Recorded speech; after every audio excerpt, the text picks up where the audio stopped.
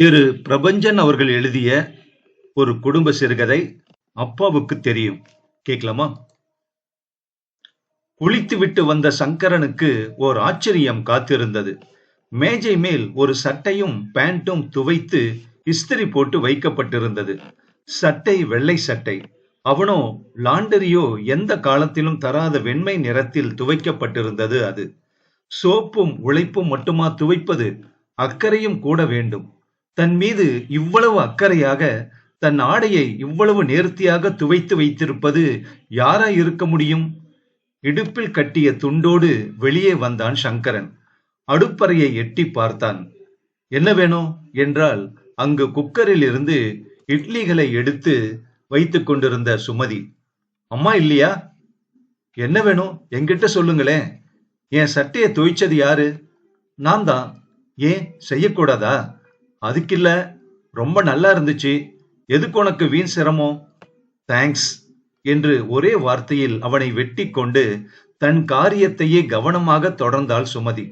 ஆனால் மழைக்காற்று மாதிரி அவள் முகத்தில் நிலைபெற்று போன குளிர்ச்சியான புன்னகையை கவனிக்க தவறவில்லை சங்கரன். உடுத்திக் கொண்டு சாப்பாட்டு மேஜையில் வந்து அமர்ந்தான் சங்கரன். அம்மாவை காணோம். ஆனால் சுமதி தான் வந்தாள். தட்டில் இட்லிகளை எடுத்து இட்டாள். குட்டி வெள்ளை மேகம் மாதிரி ஆவி பறந்தது அவற்றின் மேல். அம்மா எங்க கேட்டான். ஏன், நான் போட்டா சாப்பிடக்கூடாதா? அம்மா எங்கேயாவது வெளியே போயிருக்காங்களா என்ன? இல்ல, லேசா மயக்கமா இருக்கதான், படுத்திருக்காங்க. ஐயோ, அந்த பாட்டில்ல பச்சை மாத்திரை ஒன்னும் வெள்ளையில் அரை மாத்திரையும் காஃபியோட கொடுத்து படுக்க வச்சிருக்கேன். தூங்கி எழுந்தா எல்லாம் சரியா போயிடும். நீங்க சாப்பிடுங்க. ரொம்ப தேங்க்ஸ் சுமதி. தேவையில்லை, சாப்பிடுங்க. உங்க ருசி எனக்கு தெரியாது. 2 நாள் தானே ஆச்சு. இன்னும் ஒரு நாள் டைம் கொடுங்க. உங்களுக்கு என்ன, எப்படி, எது பிடிக்கும்னு உங்களுக்கு தெரியாதது கூட நான் சொல்றேன். டிஃபன் உண்மையில பிரமாதமா இருக்கு. எனக்கு சினிமா விமர்சனம் தேவையில்லை. உரைப்பு, உப்பு எல்லாம் சரியான விகிதத்தில் இருக்கா? அதை சொல்லுங்களேன். ஓகே. சரவிளக்கு மாதிரி தொங்கிக் கொண்டிருக்கும் தன் இரு சட்டைகளும் காற்றில் அசையும் ஊஞ்சல் சங்கிலி மாதிரி இருபுறமும் அசைய அவள் அடுப்பறைக்கு சென்றாள்.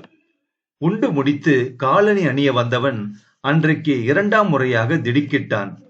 அப்போதுதான் கடையில் வாங்கிய புத்தம்புது ஷூக்கள் மாதிரி பளபளத்து கண்ணாடி மாதிரி அவன் முகத்தை பிரதிபலித்தன அவனது 1.5 வயதான பழைய காலணிகள்.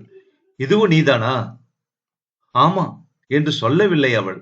மாறாக, எப்படி இருக்கு என்று கேட்டாள். இதையெல்லாம் நீ எதுக்கு செய்யற? ஏன், நல்லா இல்லையா? பழக்கம் இல்ல, அதுதான். போக போக சரியாயிடும். அதுக்கில்ல, இந்த வேலையில உயர்வு என்ன, தாழ்ச்சி என்ன? சரியா செய்திருக்கேனா? அதை சொல்லுங்களேன். ஒரு கணம் அவளை தீர்க்கமாக பார்த்துவிட்டு வெளியேறினான் சங்கரன். அவளிடமிருந்து ஒரு பெருமூச்சு வெளிப்பட்டது. இது சுமதி. மாமா வீட்டுக்கு வந்த 2வது நாள் மாமாவை தவிர வேறு ஆதரவு இல்லை என்று அந்த வீட்டோடு வந்து ஒண்டிக் கொண்டவள் அவள். அம்மா படுக்கையாய் கிடந்து ஒரு மாலை வேளையில் சாகும்போது தான் இனி ஓர் அனாதை என்று எண்ணினாள் அவள். அப்போது அருகில் இருந்த மாமா சொன்னார், சுமதி, உலகத்துல உயிர் வாழ நேருகிற அந்த கடைசி மனுஷன்தான் அனாதை. உனக்கு நான் இருக்கேம்மா. என்னுடைய தங்கை பெண் நீ. எனக்கு மகன் ஒருத்தந்தான், பொண்ணு இல்ல. இனி நீயும் எனக்கு பொண்ணு மாதிரி. வா என்னோட. அம்மாவின் காரியம் முடிந்த கையோடு மாமாவின் வீட்டுக்கு வந்து விட்டாள் சுமதி. அத்தை சுமதியை கட்டி கொண்டு அழுதாள். Sankaran, I am sorry Sumathi என்றான். எல்லோரும் ஆதரவாகத்தான் இருந்தார்கள். மனிதர்கள் அடிப்படையில் நல்லவர்கள் தானே. சுமதிக்கு ஒதுங்க ஒரு கூரை கிடைத்தது. வீட்டுக்கு பின்னால் எவ்வளவு நிலம் காலியாக கிடந்தது. ஓர் அழகான தோட்டம் போடலாம், மாமாவிடம் சொன்னாள் சுமதி. போடே என்றவர் சில கணங்கள் சும்மா இருந்தார். பிறகு சொன்னார், இது வெறும் கலர் நிலம் சுமதி. நீர் வார்த்து மண்ணை பண்படுத்தி எருவிட்டு எதை நீ விதைச்சாலும் நெருப்பு மாதிரி பத்திக்கும். நீ புத்திசாலி. வீட்டை ஒழுங்குபடுத்திக்க வேண்டியது உன்னுடைய பொறுப்பு. மாமா எப்போதும் இப்படித்தான் பேசுவார். ஒன்றுக்கொன்று சம்பந்தம் இல்லாதது மாதிரி பேசுவார். சம்பந்தம் இல்லை என்று சொல்லிவிடவும் முடியாது. யோசித்து பார்க்க வேண்டும். முயற்சி பண்றேன் மாமா. ம், செய். கொஞ்சம் கீரை பாத்தி போட்டாள். கொஞ்சம் கனகாம்பரம், கொஞ்சம் பட்டு ரோஜா செடிகள், ஏன் ரோஜா பதியன்களை கூட நட்டு வைத்தாள். மாமா சந்தோஷமாக தூரத்தில் நின்று அவளை கவனித்துக் கொண்டிருந்தார். அவர் மனதுக்குள் குதூகலம் குமிழியிட்டது. அது அவர் முகத்தில் வெளிப்பட்டது. விதைத்து விட்டாய், செடி தானே வளரும் என்று நினைத்து விடக்கூடாது. வெகு ஜாக்கிரதையாக கவனிக்க வேண்டும் என்று மாமா அவளை பார்த்து சொன்னார். நான் கவனிச்சுக்கிறேன் மாமா என்றாள் சுமதி. செய், அது உன்னால முடியும். சங்கரன் ஒரு நாள் தோட்டத்தை பார்த்து திடுக்கிட்டுத்தான் போனான். சுமதி வந்த பிறகு அவனுக்குத்தான் எத்தனை திடுக்கிடல். அங்கொன்றும் இங்கொன்றுமாக குத்துச் செடிகள் முளைத்திருந்த அந்த தோட்டத்துக்கு இவ்வளவு ஒழுங்கும் அழகும் எப்படி வந்தது என்று மிகவும் ஆச்சரியப்பட்டான். ஜமக்காலம் விரித்திருந்த மாதிரி சின்ன சின்ன இறை பாத்திகள், ஒரு ஜான் அளவுக்கு வளர்ந்து நிற்கிற பல்வேறு வகைப்பட்ட பூச்செடிகள், ஒரு முல்லை கொடி எல்லாம் அதனதன் இடத்தில் முளைத்து வந்து கொண்டிருந்தன. இப்போதுதான் எல்லாம் முளைக்க தொடங்கியிருக்கு என்றார் மாமா சங்கரனை பார்த்து. இந்த சுமதி வந்து எல்லாத்தையும் அடியோட மாத்திட்டாப்பா என்று சங்கரன் சொல்ல மாமா திருப்தியுடன் சிரித்தார். இன்னும் முழுசா இல்ல, இனி போக வேண்டிய தூரம் ரொம்ப இருக்கும். ரொம்ப சாமர்த்தியக்காரிப்பாவ. ஆமா சங்கரன், அதில் என்ன சந்தேகம்? ஆனா பாவம் அதிர்ஷ்ட கட்ட இல்ல சங்கரா. அவ கட்டையாக மாற நாம் அனுமதிக்கலாமா என்ன? அது மட்டும் இல்லாம அதிர்ஷ்டமாவது ஒன்னாவது. அவளை எவன் அடைகிறானோ அவன் அதிர்ஷ்டக்காரன்.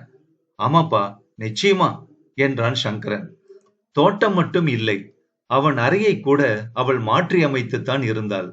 கரையும் அழுக்குமாக ஒரு பக்கம் சுருண்டு கிடக்கும் அவனாலேயே சகிக்க முடியாத நாற்றம் மிகுந்த அவன் படுக்கை விரிப்பும் போர்வையும் மிகுந்த சோபை பெற்று விளங்கின. சுமதியால் தான் கால் வைக்கிற இடமெல்லாம் தரதரக்கிற தரை மிகவும் சுத்தமாகியது. ரசம் போன மாதிரி இருந்த கண்ணாடி என்ன மாயமோ இப்போது அது பளிச்சிட்ட. மேஜை நகரசபை குப்பை வண்டி போல இருந்தது, இப்போது உயிர் பெற்று விளங்கியது. புத்தகங்கள் ஒழுங்காக அடுக்கப்பட்டு ரக வாரியாக அடுக்கப்பட்டிருந்தன. அழுக்கு துணி பத்துகள் கண்ணில் விழுவதே இல்லை. ஏனோ அவளுக்கு நன்றி சொல்ல வேண்டும் என்று தோன்றியது சங்கரனுக்கு. அவன் அழைத்தான் சுமதியை. என்ன என்றவாறு அறைக்குள் நுழைந்தாள் சுமதி. உங்கிட்ட ஒன்னு சொல்லணும் போல இருந்துச்சு, சொல்லுங்களேன்.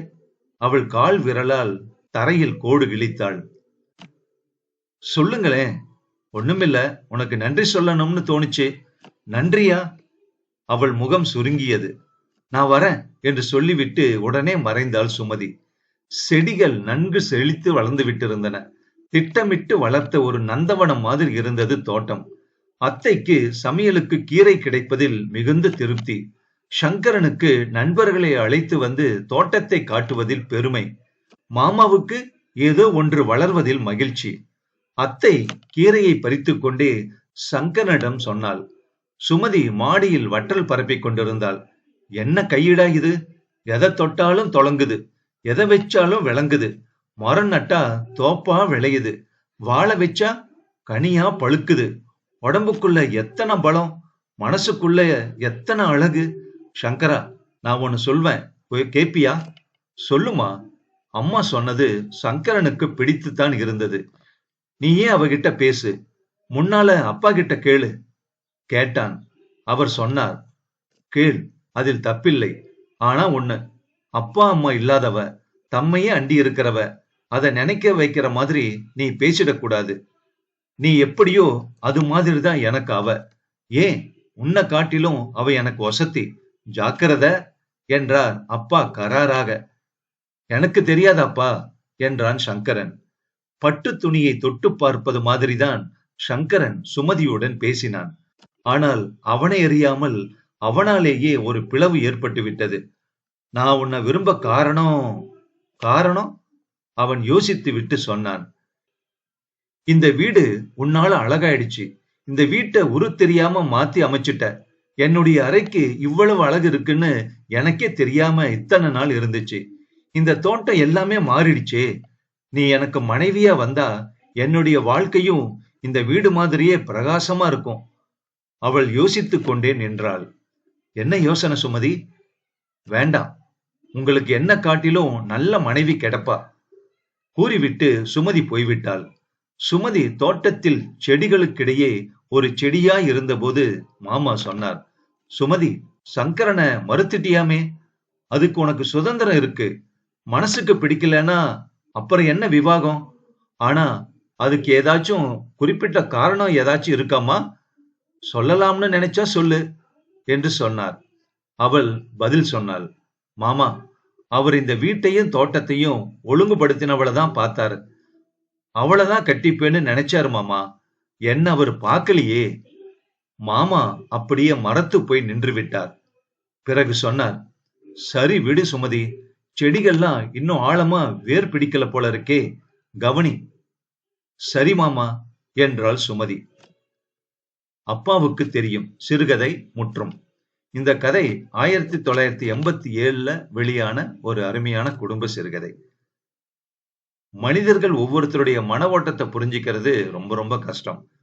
ஒரே விஷயத்தை சார்ந்து நம்மளுடைய எண்ணங்கள் எப்படி மாறுபடுது அப்படிங்கிறதுக்கு இந்த கதை மிகப்பெரிய உதாரணம். உங்க கருத்தை பதிவு பண்ணுங்க.